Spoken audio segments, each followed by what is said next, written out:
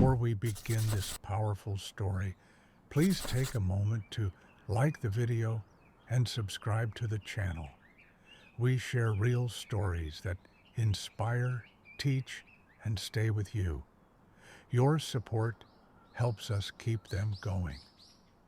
Joseph went and told Pharaoh, "My father and my brothers have arrived from Canaan. They've brought their flocks and herds and all they own, and they're now in the land of Goshen." He chose 5 of his brothers to present before Pharaoh. Pharaoh asked them, "What is your occupation?" They answered, "Your servants are shepherds, just as our ancestors were. We've come to live in Egypt for a while because there's no pasture in Canaan. The famine is severe. Please let us settle in Goshen." Then Pharaoh said to Joseph, "Your father and brothers may live wherever you see fit. Let them settle in Goshen, and if any among them are capable, put them in charge of my livestock." Joseph then brought his father Jacob before Pharaoh.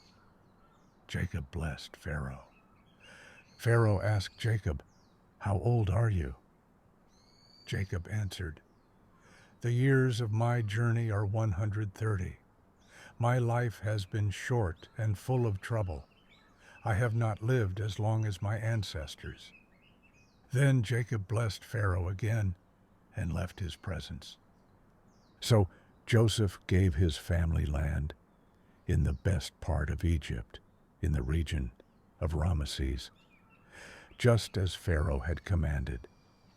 He provided food for his father, his brothers, and all his family, according to the number of their children.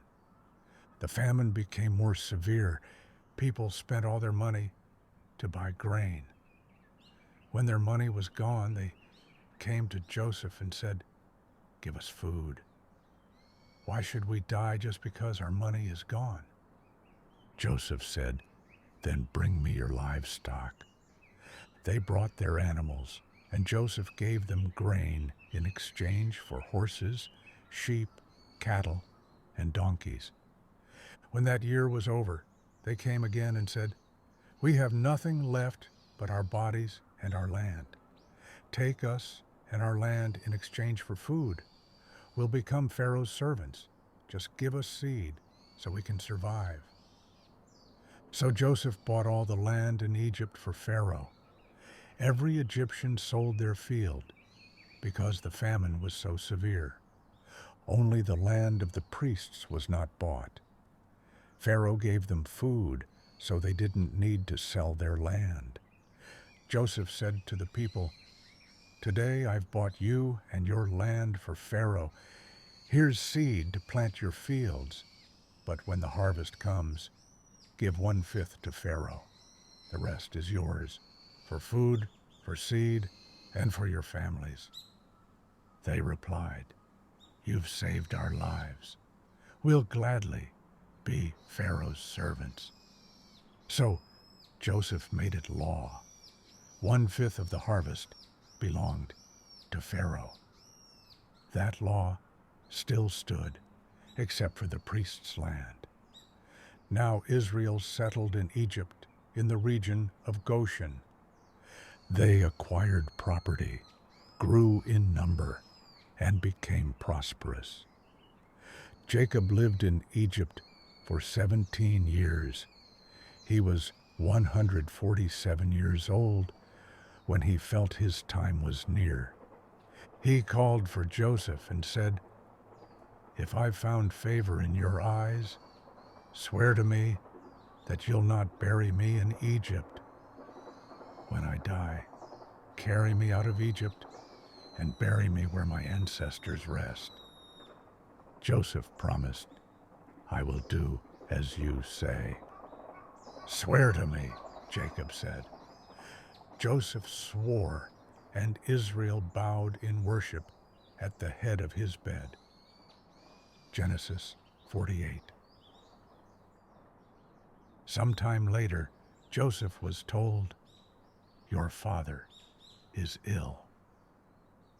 He took his 2 sons, Manasseh and Ephraim, and went to Jacob.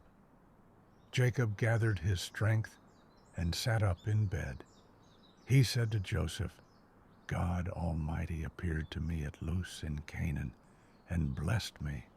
He said, I will make you fruitful and numerous and give this land to your descendants. Now, your 2 sons born in Egypt before I came will be counted as mine.